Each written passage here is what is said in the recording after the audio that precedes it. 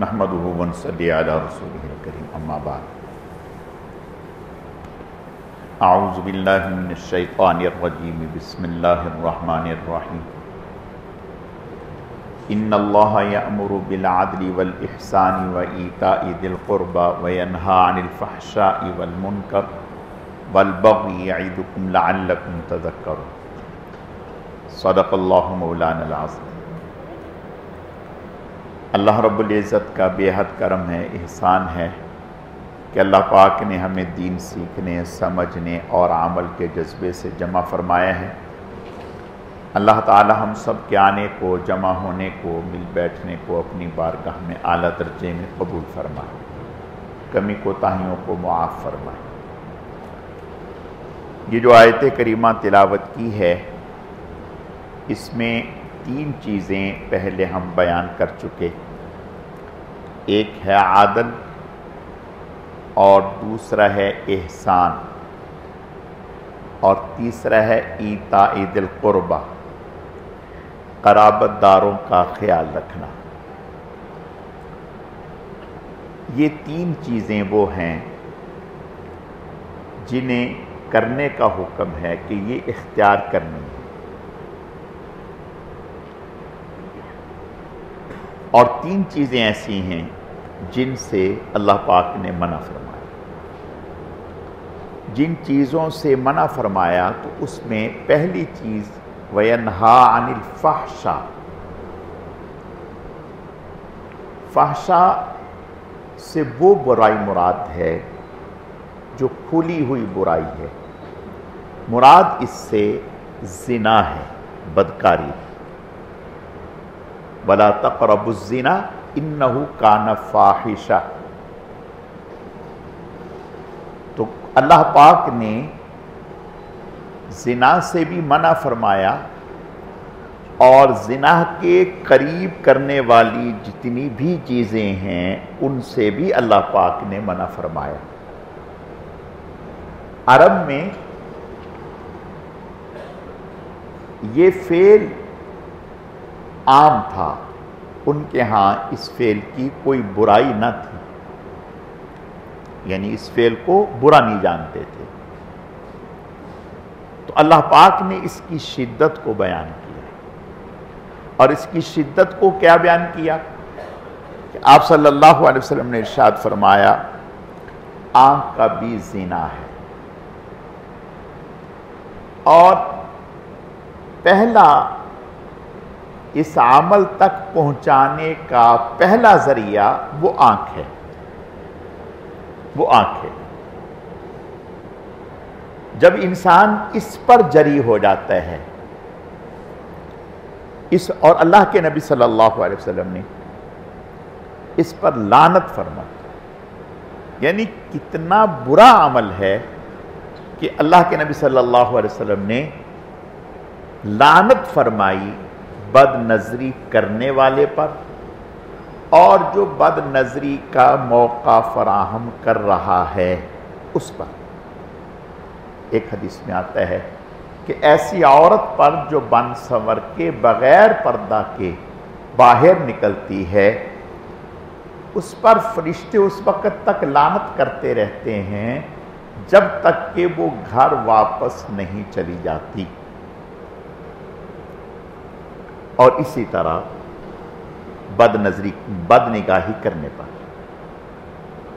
اور اجر و ثواب اتنا رکھا کہ حدیث شریف میں آتا ہے، آپ صلی اللہ علیہ وسلم کا ارشاد ہے کہ اگر کوئی آدمی اپنے اوپر کنٹرول کر کے بد نگاہی سے بچتا ہے، ایک دفعہ بد نگاہی سے اس نے اپنے آپ کو بچا لیا تو اس کی برکت سے اللہ اپنا دیدار نصیب فرما دیں۔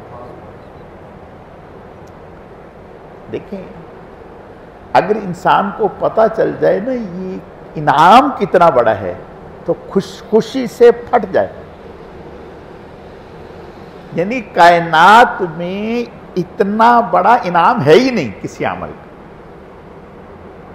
کہ گویا ہر نکاح کو اپنے کو بچائیں، پاک کریں اور اللہ کا دیدار حاصل کریں، اللہ کا دیدار حاصل کریں، اور اللہ ہماری حفاظت فرمائے۔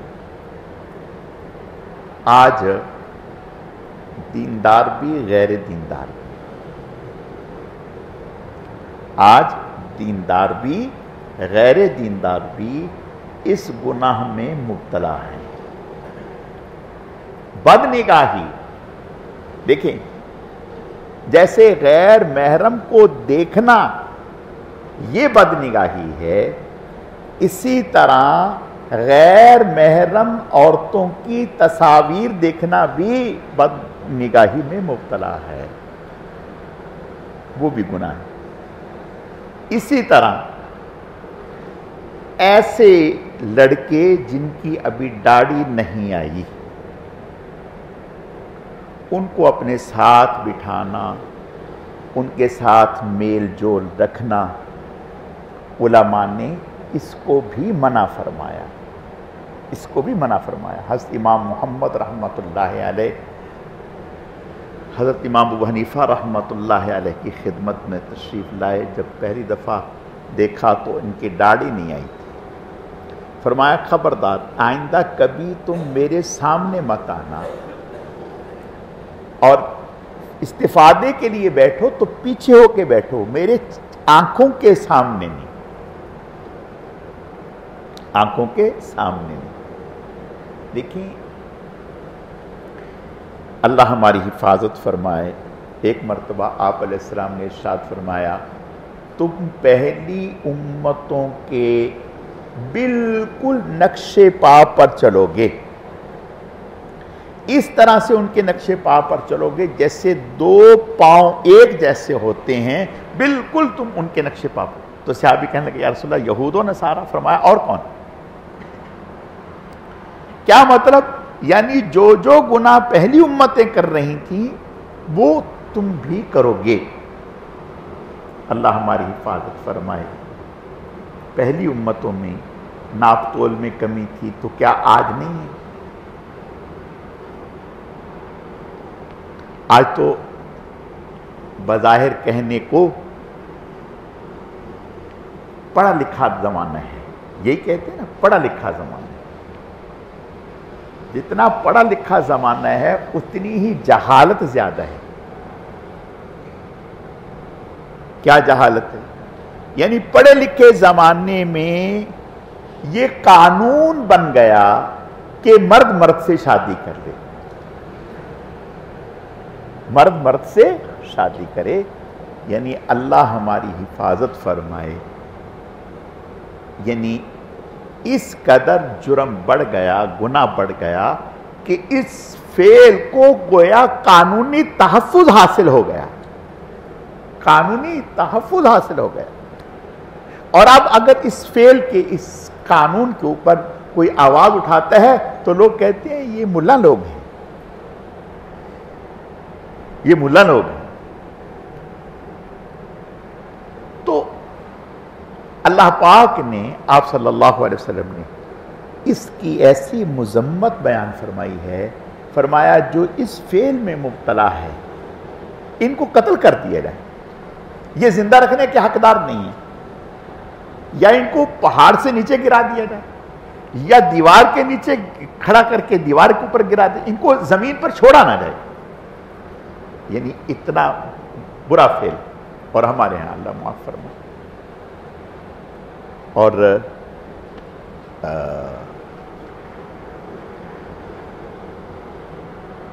یعنی اللہ ہم سب کی حفاظت فرمائے۔ جیسے ڈاکٹر سے لوگ پوری بات کرتے ہیں، چھپاتے نہیں، ایسے عالم سے بھی لوگ پوری بات کرتے ہیں۔ بعض بچیاں ان کے گھر صرف اس وجہ سے نہیں یعنی آباد ہو رہے کہ ان کے شوہر باقاعدہ اہتمام کے ساتھ لڑکوں کا استعمال کرتے ہیں۔ سب کو پتہ ہے، سب کو پتہ ہے، سب کو پتہ ہے۔ تو میں عرض یہ کر رہا تھا کہ یہ اتنا بڑا جرم ہے، اتنا بڑا گناہ ہے کہ آپ صلی اللہ علیہ وسلم، قرآن نے اس کا حکم بیان کیا کہ اگر کوئی بدکاری کا ارتکاب کرتا ہے شادی شدہ تو حکم یہ ہے پتھر مار مار کے اس کو ختم کر دیا جائے، ختم کر دیا جائے، اس کا وجود باقی نہ رکھا جائے۔ کتنا بڑا گھنونا جرم ہے، کتنا بڑا گھنونا جرم ہے، اللہ ہماری حفاظت فرمائے۔ تو آپ صلی اللہ علیہ وسلم نے فرمایا کہ آنکھ کا بھی زنا ہے، زبان کا بھی زنا ہے۔ اب زبان کا زنا کیا ہے؟ زبان کا زنا اس کو گناہ ہی نہیں سمجھا جاتا۔ غیر محرم کے ساتھ بیٹھے ہیں اور گپ شپ ہو رہی ہے، یعنی غیر ایک آفس میں کام کر رہے ہیں، لڑکی بھی ہے لڑکا بھی ہے، اب وہ سارا دن کام کیا کریں گے؟ بس ان کا کام یہی ہے کہ ایک دوسرے کو دھوکے میں مبتلا کرنا۔ وہ لڑکی بھی وقت گزاری کر رہی ہے، یہ لڑکا بھی وقت گزاری کر رہا ہے، اس کو بھی پتہ ہے میں نے اس سے شادی نہیں کرنی، اس کو بھی پتہ ہے میں نے اس سے شادی نہیں کرنی، لیکن کیا ہے کہ بھئی جب تک کچھ نہیں ہو رہا اس وقت چلو باتیں لے کر کے ہی جو ہے یہ زنا ہے۔ اللہ کے نبی صلی اللہ علیہ وسلم نے ارشاد فرمایا یہ زبان کا زنا ہے، ہاتھ کا زنا ہے، سوچ اور فکر کا زنا ہے، سوچ اور فکر کا زنا ہے، اور حاصل اس سے کچھ بھی نہیں ہوتا۔ ہمارے قابل نے بڑی اچھی مثال دی، انہوں نے کہا کہ اگر کسی آدمی کو خارش ہو جائے، خارش جتنی زیادہ وہ خارش کرے گا اتنی جلن زیادہ ہوگی۔ یہ نہیں ہے کہ خارش میں کسی لمحے جا کے خارش زیادہ کر کے اس کو سکون نہیں ملے گا، سکون نہیں، تکلیف زیادہ بڑھے گی۔ بالکل یہی معاملہ یہاں ہے، یہی معاملہ یہاں ہے۔ جس قدر زیادہ اپنا تعلق بڑھائے گا غیر محرم سے اتنا ہی زیادہ بدسکونی میں مبتلا ہوگا۔ بدسکونی کیا ہوگی؟ اگر شادی شدہ ہے تو اپنی بیوی سے لڑے گا، اپنی بیوی سے لڑے گا، ابھی حاصل وہاں کچھ بھی نہیں، محض باتوں کا اثر یہ ہے، محض باتوں کا اثر یہ ہے کہ اپنی بیوی سے لڑ رہا ہے، اپنی بیوی سے لڑ رہا ہے، موبائل پہ اس کے ساتھ باتیں کر رہا ہے، بیوی سے چھپ چھپ کے کر رہا ہے، تو گویا وہاں سے تو کچھ حاصل نہیں، لیکن اپنا گھر جہنم بن گیا، اپنا گھر جہنم بن گیا۔ اور اللہ ہماری حفاظت فرمائے، اس گناہ کو گناہ بھی نہیں کر سکتے۔ آج کل تو اللہ اکبر، پہلے تو کبھی اس کا تصور بھی نہیں کیا تھا، آج کل یعنی اس قدر بے دینی ہو گئی کہ کچھ لڑکیاں وہ اپنے آپ کو اسی لیے وقف کرتی ہیں کہ انہوں نے ایک اپنی فیس رکھی ہوئی ہے کہ ہم اگر ٹریول کرتی ہیں، باہر سفر کرتی ہیں تو ہم آپ کے ساتھ بیٹھ کے سفر کریں گی اور بس آپ کے ساتھ بیٹھ کے جہاز پہ سفر کریں گے، آپ ہر طرح کی بات ہم سے کر لیں، لیکن ازدواجی تعلق ہم آپ سے قائم نہیں کریں گے۔ اس بات پر لوگ پیسے دے رہے ہیں اور اس بات پر وہ ہے، اور کہتے ہیں کہ یہ دوستی ہے، دوستی، اور اس کو گناہ نہیں۔ اور پھر ہم کہتے ہیں اللہ ہماری حفاظت فرمائے کہ ہماری عبادت میں ہمیں لذت نہیں، ہماری عبادت میں مجھے یاد آیا ایک یونیورسٹی کا لڑکا تھا، تو وہ ایک دفعہ ملا، پرانی بات ہے، پہلے ہمارے علاقے میں رہتا تھا یہاں، پھر یہاں سے شفٹ ہو کے بہت دنوں کے بعد ملا،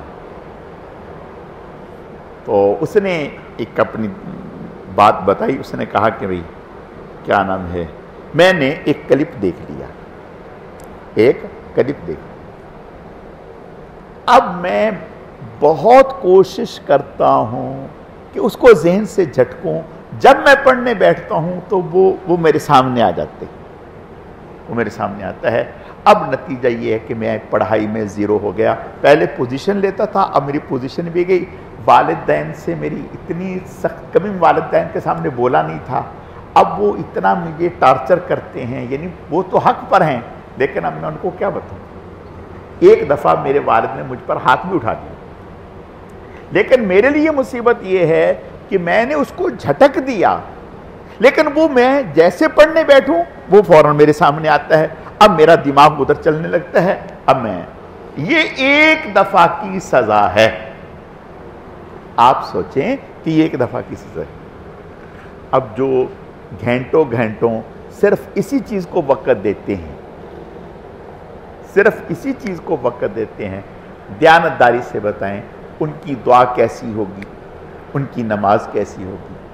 کہنے کو وہ نماز میں ہوں گے لیکن نماز نہیں، ان کے دماغ کی اسکرین پر کچھ اور چلنا شروع ہو جائے۔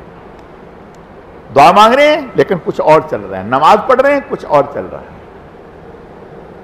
اگر ہم یہ چاہیں کہ ہماری گھریلو زندگی اچھی ہو جائے، پرسکون ہو جائے، ہماری نماز اچھی ہو جائے، ہماری دعا اچھی ہو جائے، ہماری تسبیحات اچھی ہو جائیں، تو اس کی شکل یہ ہے اپنی نگاہ کو پاکیزہ رکھنا ہوگا۔ جس قدر نگاہ پاکیزہ ہوگی اس قدر آپ سکون والی زندگی گزاریں گے، عافیت والی زندگی گزاریں گے، عزت والی زندگی گزاریں گے، آپ کو آپ کے بچوں میں بھی عزت ملے گی۔ اس سے بڑا بیوقوف آدمی نہیں ہے جو اس طرح کی حرکتیں کرے اور سمجھے کہ مجھے میرے بچے عزت دیں۔ نہیں، بھول جائیں، اولاد عزت نہیں دے۔ اب ہمارے بچے جو ہیں نا، ہم جہاں کھڑے ہیں وہ ہم سے 10 ہاتھ آگے ہیں، ہم جہاں کھڑے ہیں نا وہ ہم سے 10 ہاتھ آگے کھڑے ہیں، ان کا دماغ ہم سے 10 ہاتھ آگے ہے، اور ہم یہ چیزیں لے کر کے بیٹھیں اور کہیں کہ ہمارے بچے انہیں کچھ پتہ نہیں، یہ دھوکہ ہے، اپنے آپ کو دھوکہ ہے۔ تو اللہ پاک نے قرآن میں اس چیز کا منع فرمایا، ینہا عن الفحشاء۔ ایک صحابی حضور کے پاس آئے اور آ کر کے کہنے لگے، یا رسول اللہ مجھے اجازت دیں کہ میں زنا کر لیا کروں۔ اب جب یہ بات سنی صحابہ اکرام نے تو ان کا خون کھول گیا، یہ کیا کہہ رہے ہیں، کیا کہہ رہے ہیں؟ آپ صلی اللہ علیہ وسلم نے انہیں پاس بٹھایا اور بٹھا کر کے فرمایا کہ اچھا یہ بتاؤ کہ کیا تم اپنی بہن کے لیے یہ برداشت کرو گے، کوئی اگر آپ کی بہن کے لیے اجازت مانگے؟ کہا یا رسول اللہ کبھی نہیں، میں تو تلوار سے اس کی گردن اڑا دوں گا۔ اپنی والدہ کے لیے؟ بالکل بھی نہیں۔ بیٹی کے لیے؟ سوچ بھی نہیں سکتا۔ تو فرمایا کہ جہاں تم دست درازی کرو گے تو وہ بھی تو کسی کی بیٹی، کسی کی والدہ۔ سمجھ میں بات ہے؟ پھر آپ صلی اللہ علیہ وسلم نے اس کے سینے پر ہاتھ پھیرا اور دعا کی، اے اللہ اس کے سینے کو پاک کر دے۔ وہ صحابی کہتے ہیں پھر پوری زندگی کبھی مجھے اس کا خیال بھی نہیں آیا، پوری زندگی کبھی مجھے اس کا خیال بھی نہیں آیا۔ ہم آج کل دارالافتاء میں مفتیوں کے پاس سب سے زیادہ جو مسائل آتے ہیں وہ طلاق کے مسائل، خلا کے مسائل، میاں بیوی کے جھگڑے کے مسائل آتے ہیں۔ اب اگر غور کریں تو اس کے پیچھے کیا ہے؟ پہلے جب یہ موبائل نہیں تھا نا، موبائل نہیں تھا تو اس وقت سادگی کا زمانہ تھا، تو قاضی کہتا تھا لنگڑی لولی قبول ہے، یعنی جیسی بھی ہے قبول، صورت قبول ہے، وہ کہتا قبول ہے، اور اسے اپنی ہی بیگم حور پری لگتی تھی، اس لیے کہ اور اس کی نگاہ پاک تھی، کہیں اور تصور نہیں تھا۔ آج کل میڈیا پہ وہ نئی نئی چیزیں دیکھتا ہے، آج جب وہ نئی نئی چیزیں دیکھتا ہے تو وہ ڈیمانڈ اپنی بیوی میں ڈھونڈتا ہے، وہ ڈیمانڈ اپنی بیوی میں ڈھونڈتا ہے کہ وہ ساری چیزیں مجھے اس میں نظر آئیں۔ جب نظر نہیں آتی تو پھر یہ کہیں اور دیکھتا ہے یا اپنی بیوی سے لڑے گا۔ اور یہی حال لڑکیوں کا ہے، یہی حال لڑکیوں کا ہے، وہ بھی موبائل دیکھتی ہیں، وہ بھی دیکھتی ہیں ایک سے ایک ہیرو. جب وہ اور ہیرو دیکھتی ہیں تو اپنا میاں انہیں اچھا نہیں لگتا. کہاں سے اچھا لگے؟ جب اچھا نہیں لگتا تو بس پھر ٹھیک ہے، تمہارا اپنا راستہ ہمارا اپنا راستہ. اب اس سے کیا ہوتا ہے؟ فساد برپا ہوتا ہے، اور اس سے ہماری روحانیت خاک میں مل جاتی ہے. ایک دفعہ کی بد نگاہی سے 40 دن کی روحانیت خاک میں مل جاتی ہے، خاک میں مل جاتی ہے. اللہ ہماری حفاظت. پھر چلو غیر محرم سے تو بچنے کی پھر بھی لوگ کوشش کرتے ہیں، لڑکوں کو تو لوگ گناہ ہی نہیں سمجھتے. یہ مطلب نہیں ہے کہ بھئی بڑے کا لڑکے کے ساتھ دوستی، لڑکے آپس میں ان کی بھی ٹھیک نہیں ہے، اسی وجہ سے ان کی بھی ممانعت ہے. مرد کی، عورت کی، شریعت مطہرہ نے اس کو منع فرمایا. تو اللہ پاک نے جو منع فرمایا وَيَنْهَا عَنِ الْفَحْشَاءِ، اور حکم کیا دیا؟ کل للمؤمنین کل للمؤمنات، مردوں کو بھی عورتوں کو. نابینا صحابی تشریف لائے، آپ صلی اللہ علیہ وسلم کے پاس آپ کی زوجہ محترمہ بیٹھی، تو آپ نے فرمایا کہ یہ نابینا صحابی آ رہے ہیں، پردے میں چلی جاؤ، پردے میں چلی. انہوں نے کہا یا رسول اللہ وہ تو نابینا ہے، وہ تو نابینا ہے، وہ تو ہمیں نہیں دیکھ رہے. آپ نے فرمایا تم تو نابینا نہیں ہو. آپ نے فرمایا تم تو نابینا نہیں ہو، تم تو دیکھ رہی ہو. تھوڑی دیر کے لیے غور کریں کہ وہ زوجہ محترمہ امہات المومنین جس نے حضور کا حسن و جمال دیکھا، ان کی نگاہ کسی اور پر ٹھہر سکتی ہے؟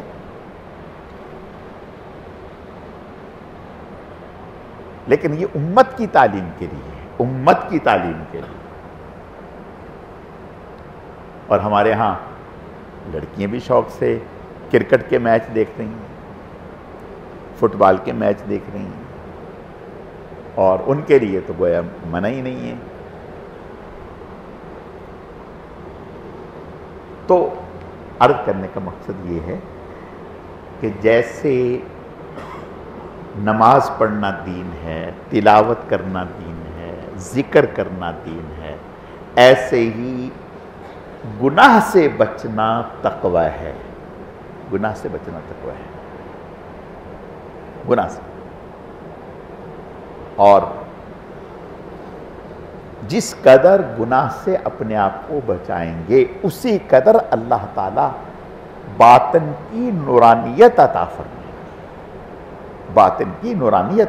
گناہ میں جب انسان گناہ کی طرف متوجہ ہوتا ہے، آپ نے ارشاد فرمایا جہاں خلوت میں مرد عورت اکٹھے ہوں گے تو تیسرا شیطان ہوگا، تیسرا شیطان ہوگا.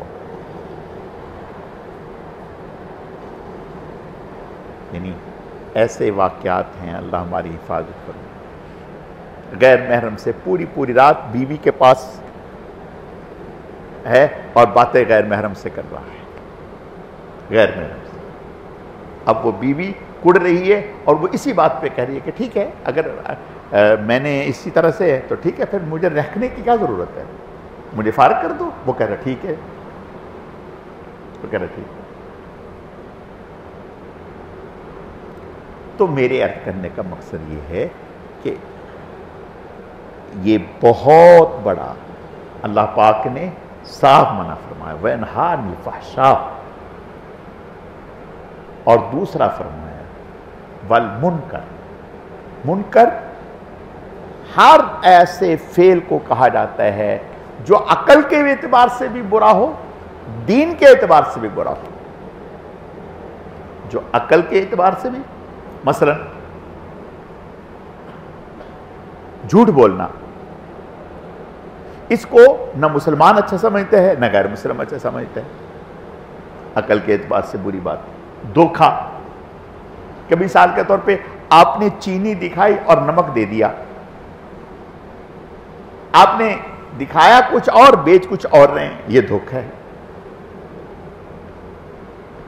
تو جتنے بھی ایسے گناہ ہیں جو انسانی عقل جس کو اچھا نہیں سمجھتی اور شریعت تو وہ منکر میں شامل ہے۔ اسی طرح والبغی، اس کے معنی ہیں ظلم اور زیادتی، ظلم اور زیادتی۔ اب ظلم اور زیادتی کیا ہے کہ ایک طاقتور کمزور پر ظلم ڈھا رہا ہے، ایک طاقتور کمزور پر ظلم ڈھا رہا ہے، اور یہ طاقتور شوہر بھی ہے، شوہر بھی ہے، بیوی پر ظلم کر رہا ہے، زیادتی کر رہا ہے۔ یہ ویسے ہی کسی کے پاس اختیارات ہیں، وہ کمزور پر ظلم ڈھا رہا ہے، کسی کی چیز ناجائز طور پر ہتھیا رہا ہے۔ تو تین چیزیں بیان کی، فحشا، منکر، والبغی۔ اگر کوئی آدمی عدل کو بھی اختیار کرے اور احسان کو بھی اختیار کرے، ایتاء ذی القربیٰ بھی کرے، یعنی ہر ایک کو اس کا حق دے، ہر ایک کو، حاکم کو اس کا حق دے، محکوم کو اس کا حق دے، اللہ کو اللہ کا حق دے، رسول کو اس کا حق دے، بیوی کو اس کا حق دے، ماں باپ کو اس کا حق دے، پڑوسی کو اس کا حق دے، بہن بھائی کو اس کا حق دے، بڑے کو اس کا حق دے، چھوٹے کو اس کا حق دے۔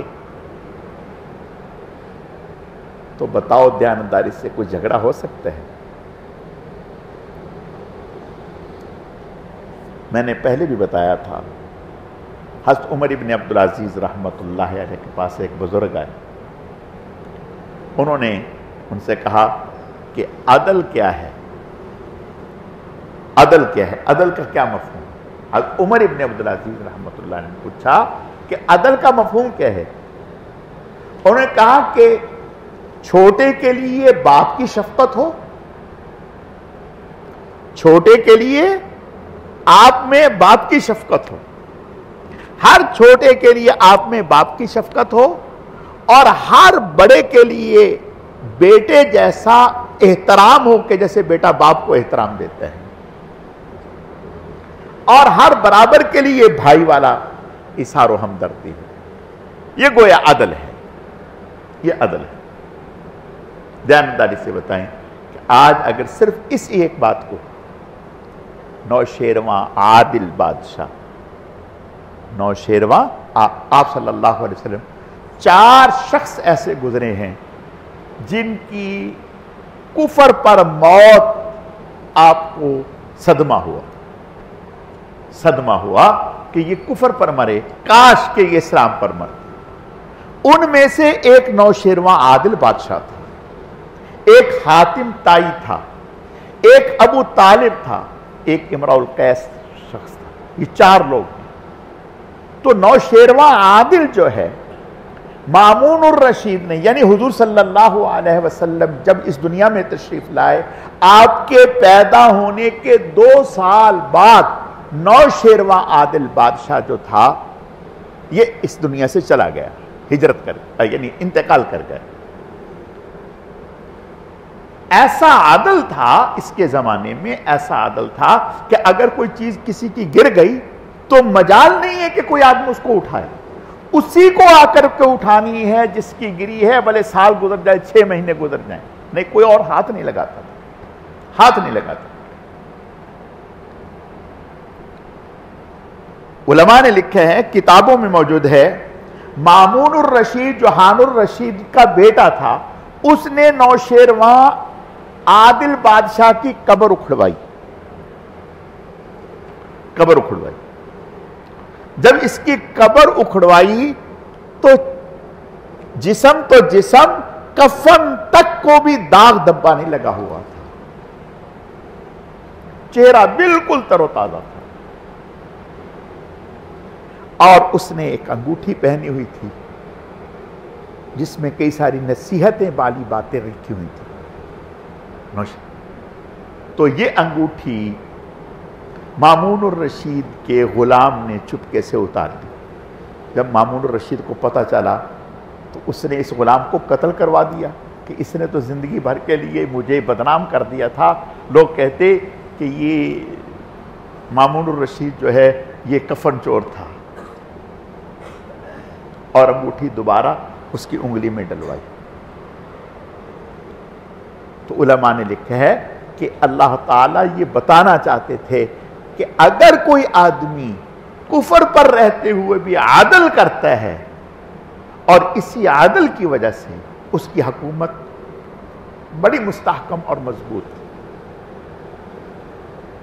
تو میں عرض یہ کرنا چاہتا ہوں کہ صرف علماء نے لکھا ہے، حضرت عمر بن خطاب رضی اللہ تعالیٰ فرمایا کرتے تھے کہ کافروں کی حکومت بھی ہو اور عدل ہو تو قائم رہے گی، مسلمانوں کی حکومت ہو اور ظلم پر مبنی ہو، عدل نہ ہو تو قائم نہیں رہ سکتی. یہ نوشیروان عادل ایک دفعہ نکلا باہر. جب باہر نکلا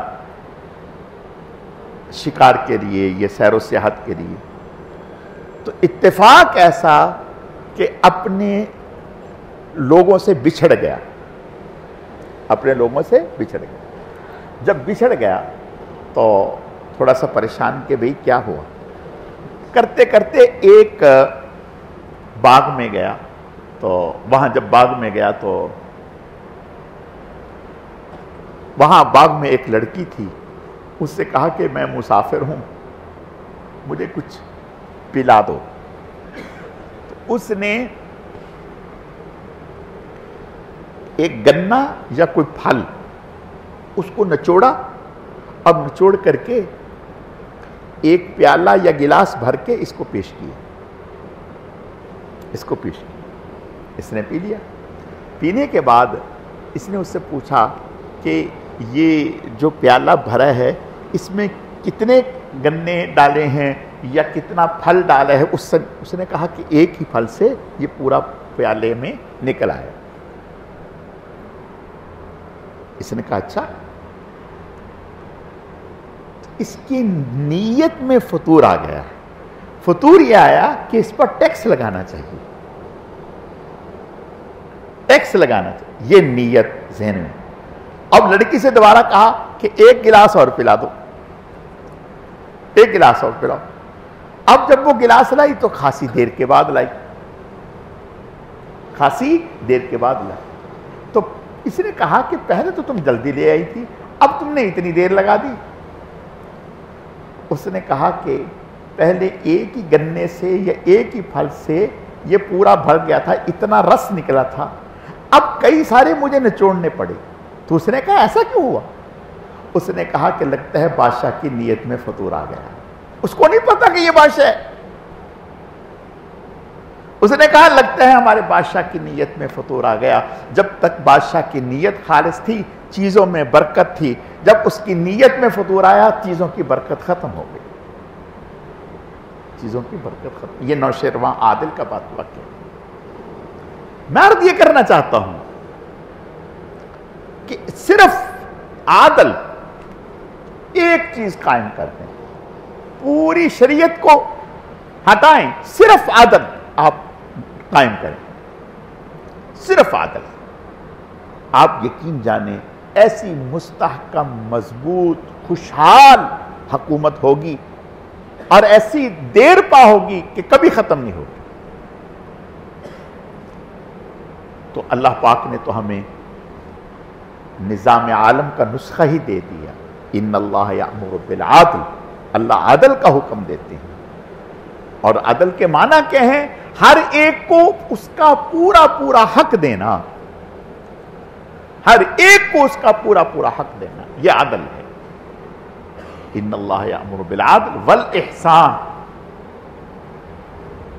احسان کے معنی ہر کام کو نہایت اچھے طریقے سے، ایمانداری سے، دیانتداری سے کرنا. وَإِيتَاءِ ذِي الْقُرْبَى، قرابت داروں کا، رشتہ داروں کا، بہن بھائیوں کا خیال رکھنا. آج ہمارے ہاں ہو رہا ہے؟ نہیں. آپ یقین جانیں مجھ سے کئی لوگوں نے یہ پوچھا کہ ہم اجازت ہے اپنے ماں باپ کو عیدی میں جمع کرا دیں؟ یہ میں کسی پوش علاقے کی بات نہیں کر رہا. پوش علاقہ یہ وہ علاقہ کہلاتا ہے جہاں ماں باپ کو عزت ملتی ہے،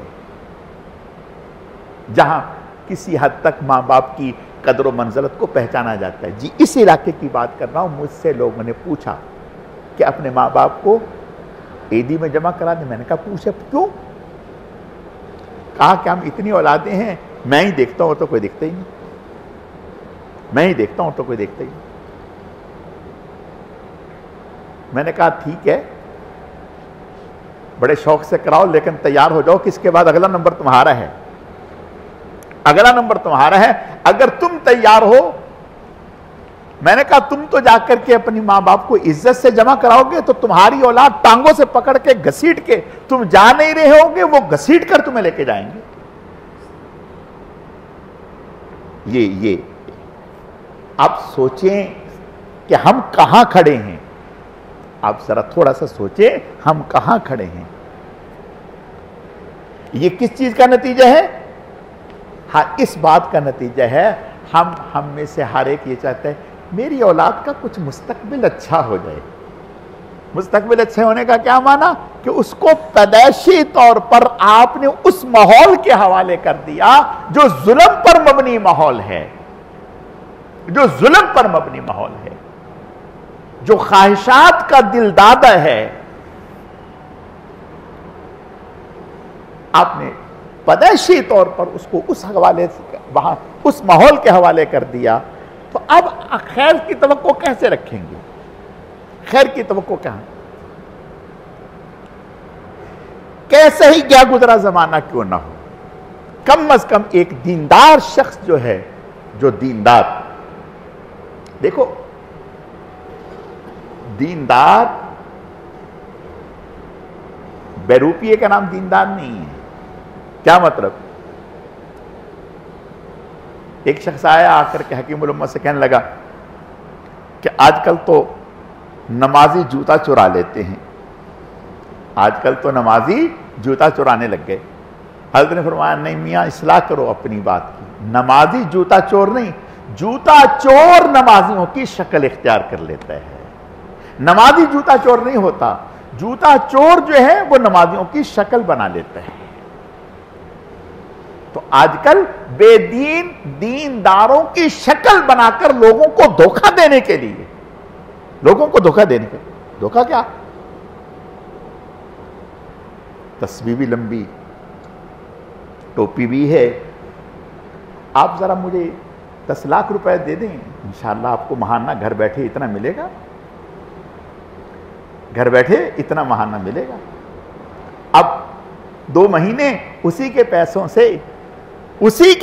سے 2 مہینے یا 3 مہینے، 1 مہینے 4,000 دے دیا، ٹھیک ہے، اور اگلے مہینے 7,000 دے دیا. ذہن یہ بنایا کہ اس کو ہر مہینے میں نے 9,000 دینے ہیں، ٹھیک ہے. 1 مہینے اس کو 3 دے دیا، اگلے مہینے کہا کہ آپ کا نفع تو میاں 6,000 آ گیا. اس نے کہا یار یہ تو بڑا متقی آدمی ہے، دیکھیں ایسا نہیں ہے فکس نہیں دے رہا مجھے. اور چوتھے مہینے خیر سے آپ ڈھونڈ رہے ہیں، نہ وہ بندہ ملا نہ وہ اس کا گھر ملا، پتا چلا وہ کرائے کا تھا، یہ جا وہ جا.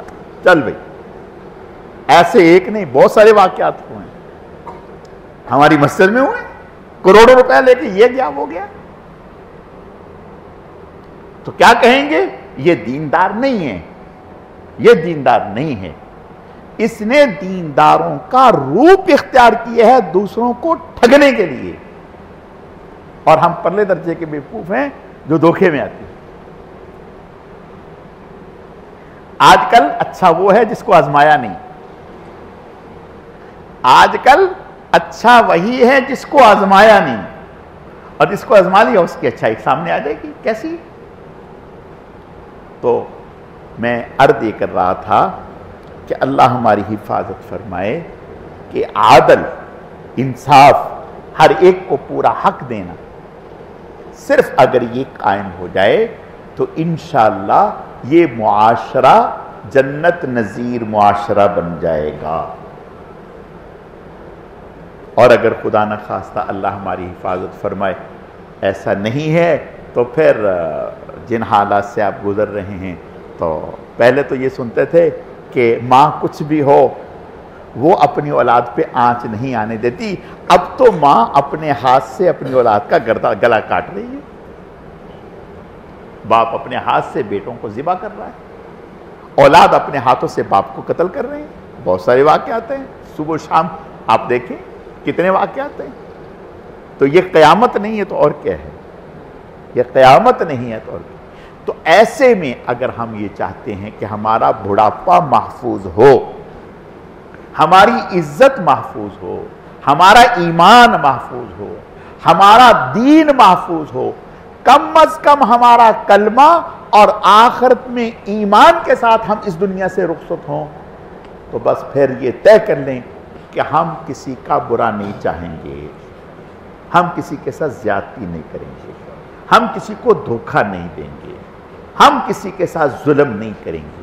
اللہ کے نبی صلی اللہ علیہ وسلم نے ارشاد فرمایا کہ نیکی صرف اس چیز کا نام نہیں ہے کہ آپ نے دوسروں پر خرچ کر دیا، دوسروں کو اپنے شر سے بچانا، دوسروں کو اپنے شر سے بچانا، یہ بھی صدقہ ہے، یہ بھی صدقہ ہے۔ دوسرے میرے نقصان سے بچ جائیں، یہ بھی صدقہ ہے۔ اگر کسی آدمی کو یہ فکر ہو کہ میری ذات سے کسی کو نقصان نہ پہنچے تو اس سے بڑا صدقہ کوئی نہیں۔ اللہ تعالیٰ سمجھنے کی، عمل کرنے کی توفیق عطا فرمائے۔ الحمدللہ رب العالمین والعاقبۃ للمتقین والصلاة والسلام علی سید المرسلین اللہم صلی علی محمد النبی الأمی وعلی آلہ واصحابہ وبارک وسلم وصلی علیہ۔ اے اللہ، جو کچھ کہا سنا گیا اپنی بارگاہ میں قبول فرما، کمی کوتاہیوں کو معاف فرما۔ اے اللہ، اپنے کرم سے آج کی اس مبارک مجلس میں جتنا بھی درود شریف پڑھا گیا اسے اپنی بارگاہ میں قبول فرما، اس کا اجر و ثواب جناب رسول اللہ صلی اللہ علیہ وسلم کی خدمت میں بطور تحفہ اور ہدیہ قبول فرما۔ پھر آپ علیہ السلام کے صدقہ اور طفیل سے آپ کے ازواج، اہل بیت، خلفائے راشدین، عشرہ مبشرین، تمام صحابہ کرام و صحابیات اور تمام انبیاء کرام، حضرت شیخ الحدیث رحمت اللہ علیہ، ہمارے حضرت جی رحمت اللہ علیہ، سلسلے کے تمام اکابر، اسلاف، بزرگان دین، مشائخ اعظام، ہم سب کے والدین، ہم سب کے اساتذہ کرام، پوری امت کو اے اللہ اس کا اجر و ثواب پہنچا۔ اے اللہ، درود شریف کے اس مبارک عمل کی برکت سے ہم سب کا خاتمہ ایمان پر فرما، اپنے اپنے وقت پر پاکیزہ طیب کلمے والی موت نصیب فرما۔ اے اللہ، ہمارے ایمان کی حفاظت فرما، ہمارے کلمے کی حفاظت فرما، ہمارے بڑھاپے کی حفاظت فرما، ہماری آخرت کی حفاظت فرما۔ یا اللہ، ہم جب اس دنیا سے رخصت ہوں ہمیں عزت، عافیت اور وقار کے ساتھ اس دنیا سے رخصتی نصیب فرما۔